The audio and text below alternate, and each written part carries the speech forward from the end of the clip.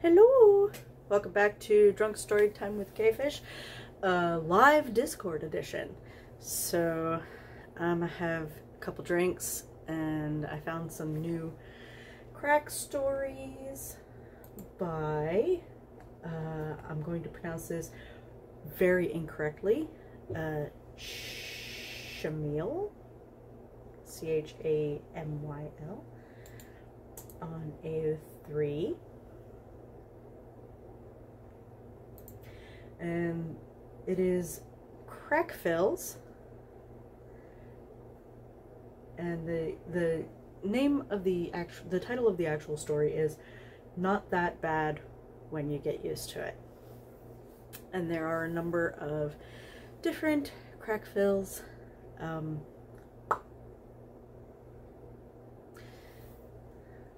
going on the cheap this week. I just got beer, and I will probably take a couple shots of Jaeger at some point. But I am also live on Discord, so there are chances that I'm gonna just start laughing even when I shouldn't be. But y'all should be used to that by now. Where'd it go? There it went. Alright. So, Not That Bad When You Get Used to It by chamyl. So there were a number of, there's 11 chapters so far. I'm not going to get through all 11. But there have been a couple that I'm pretty sure I ruptured something. I was laughing so hard. So naturally, I have to share.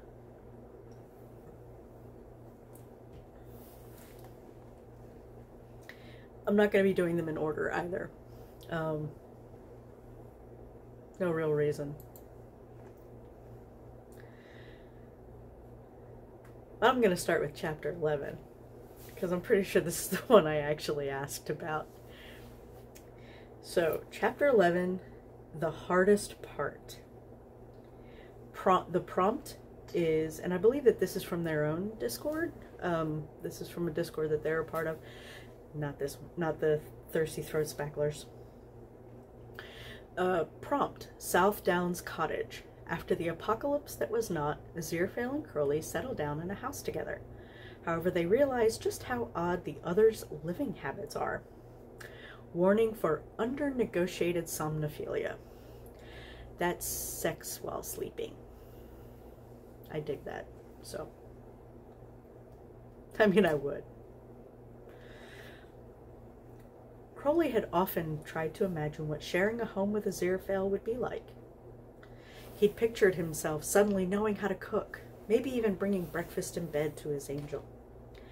He imagined lazy summer afternoons spent napping on the sofa while Aziraphale read through some dusty old book, perfectly comfortable on his beloved old armchair.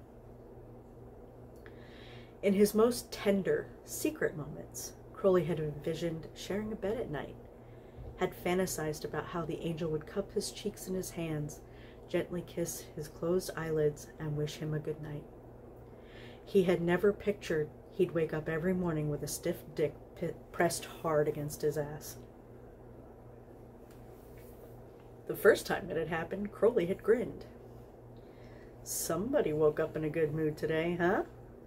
He'd said, turning around only to find Aziraphale fast asleep, snoring softly, the perfect picture of immaculate innocence. Taken aback, the demon had blinked at his sleeping lover a few times, and then slowly turned back, quite unsure about how to proceed here. Was he supposed to wake him up? Was he supposed to move away from it?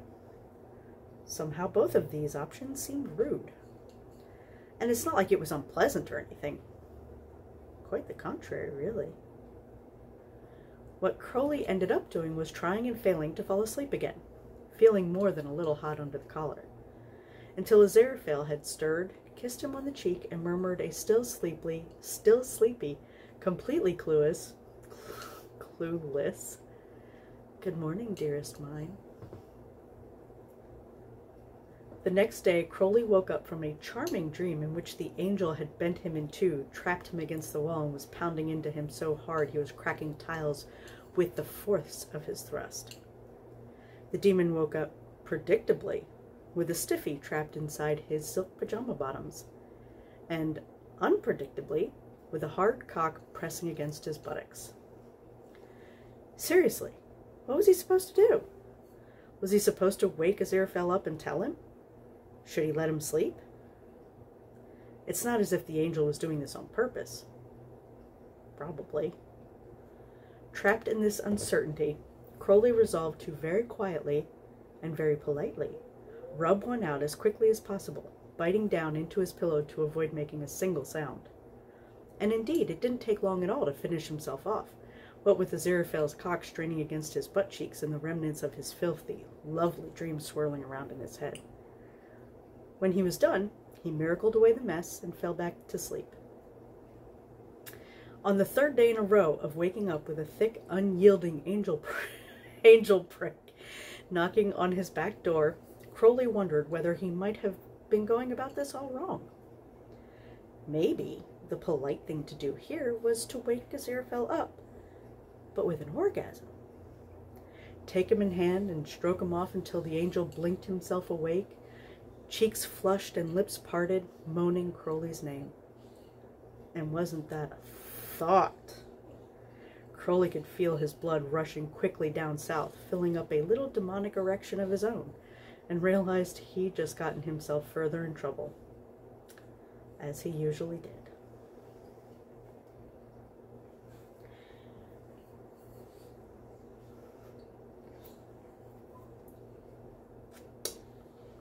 He held off until he really couldn't anymore, and went as far as pausing bridesmaids right before the good part to turn and talk to Aziraphale, who let out a relieved sigh at the blaring screeching coming from their TV abating for a moment. "What is your opinion on sleep sex?" Crowley blurted out before he could lose courage. "I beg your pardon?"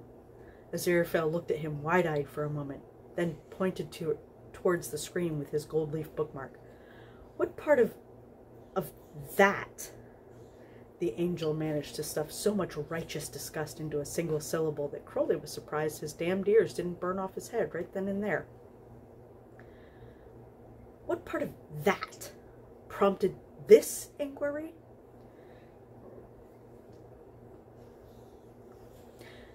"Nothing to do with that," Crowley rushed to say, an arm waving at the TV.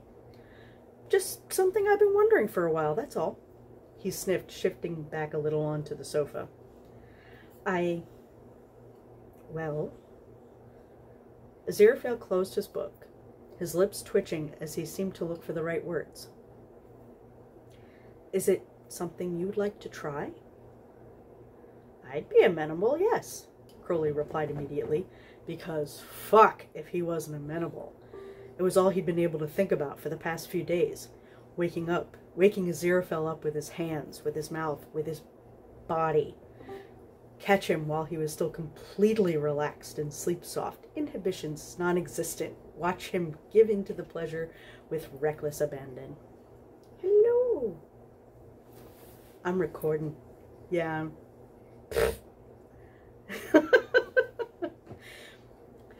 There was a serious risk he'd pop a boner right in front of bridesmaids if he didn't halt that train of thought real quick. "Well then," Aziraphale smiled, taking his lover's hand and kissing his knuckles. "If it's something you're so interested in, I think we should give it a try. It could be very lovely, I reckon." The angel settled against Crowley's shoulder to keep reading his book, and the demon felt his heart swelling in his chest, and other parts of his anatomy swelling in other places. This is under negotiated somnophilia fic, by the way.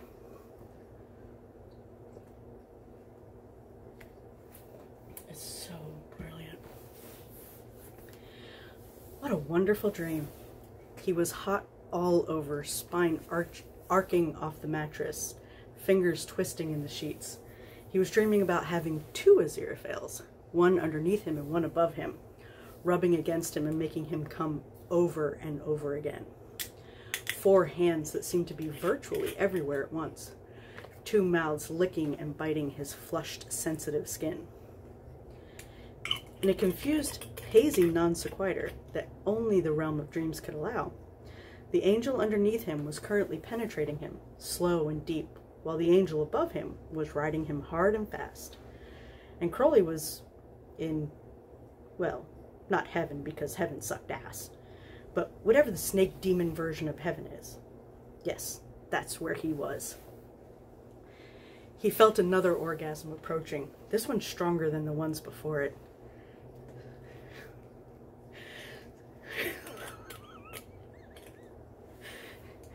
So strong that it actually jolted him awake, so that he could take in the sight of Aziraphale's face between his parted legs, a hand at the base of his hard cock and the other farther down, 2 fingers pressed inside him as the angel sucked him off.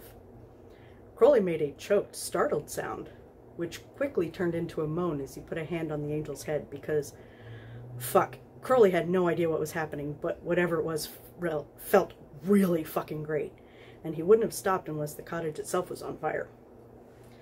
He came with a long, low growl, so hard he saw stars, and then fell back onto the bed, breathless and shivering and boneless in the aftershocks of his climax. Aziraphale couldn't hide his smile as he pressed the back of his hand to his mouth and looked up at him. Oh, he's got such polite manners. He crawled up to lie next to Crowley, positively beaming. The demon reached out to wrap an arm around his shoulders and pull him close. So, Aziraphale began, a little smirk on his face, is that how you'd pictured it, my dear? Yeah, what? Crowley replied, not really understanding and too blissed out to care. The sleep sex, like you put it, Aziraphale pointed out, raising an eyebrow. You asked about it just the other day, remember? Crowley ran a hand down his face, trying to unscramble his thoughts. Aziraphale. Yes? The angel asked, frowning. I meant the other way around. I wanted to know if you wanted to be woken up like this. Oh, Aziraphale gasped. Oh my, I'm so... Not that I didn't enjoy this, mind you, Crowley rushed to add, cutting him off. It just isn't what I was asking. Aziraphale nodded slowly. But, darling, how ever did you come to the conclusion that this was something I wanted to try? Your dick, Angel, Crowley huffed out, not without some exasperation transpiring in his voice now. What is wrong with my penis now? Aziraphale asked, looking down. Nothing is wrong with it. It's just been waking me up every single morning like a very hard alarm clock with no snooze button. Oh, dear. Are you sure? Am I sure, Angel? Am I sure? What do you think, that I forgot a big fat carrot in our bed and mistook it for your... There's no need for that kind of language, Aziraphale pointed out, and Crowley frowned, trying to do the math in his head. What part of big fat carrot was dirtier than your dick, Angel, exactly? Every single morning? Really? Crowley decided he'd refrain from adding more noises to that mess and simply nodded in reply. Well, I'm mortified, Crowley. I sincerely apologize, Aziraphale said with a long sigh. Nah, no need for that. The demon pressed a kiss to his lover's forehead. I just wanted to know from you how to handle it, I suppose. Aziraphale turned around in his arms to be able to look him in the eyes, his sea-green gaze shining with mischief. Oh, my dear, I think you know perfectly well how to handle it.